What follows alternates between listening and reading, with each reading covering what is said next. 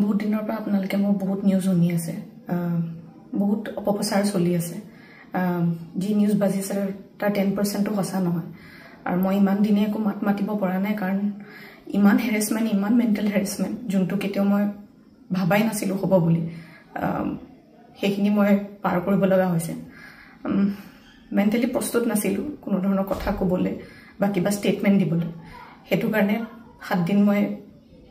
যেনে কটালো কিন্তু এতিয়া জুখতকৈ বহুত বেছি অপপ্ৰচাৰ চলিছে বহুত ধৰণে মোক হাঙুৰ খুৱাইছে বিভিন্ন ক্ষেত্ৰত ন্যায়ালয় মোক দুখী কৰা আগতে নিউজ মিডিয়াই মোক দুখী কৰি মোক এতিয়ালৈকে ফাঁসি দিছে মোক অলৰেডি মই দুখী বুলি কথা কৈছে আৰু বহুত ধৰণৰ নিউজ বিভিন্ন ধৰণৰ নিউজ যত মোৰ কেছটোৱে ট্ৰেডিংৰ ওপৰত আছিল কিন্তু এটা কেছটো অকল মোৰ ওপৰত হৈ গ'ল আজি ফাইনালি বহুত দিনৰ পিছত সাহস কৰি মই সাৰেন্ডাৰ কৰিব ওলাইছো মই ফুল কোঅপাৰেট কৰিম পুলিচৰ লগত ইমান দিনে কৰিব পৰা নাছিল মই পলাই কতো থকা নাই মই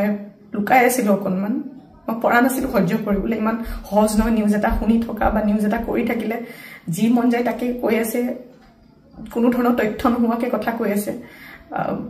মই ভাবিছিলো ইমানখিনি কেতিয়াও নিউজ মিডিয়াই নকৰে ইমান তথ্য নথকাকে ইমান নিউজ নবজায় কিন্তু আজি নিউজৰ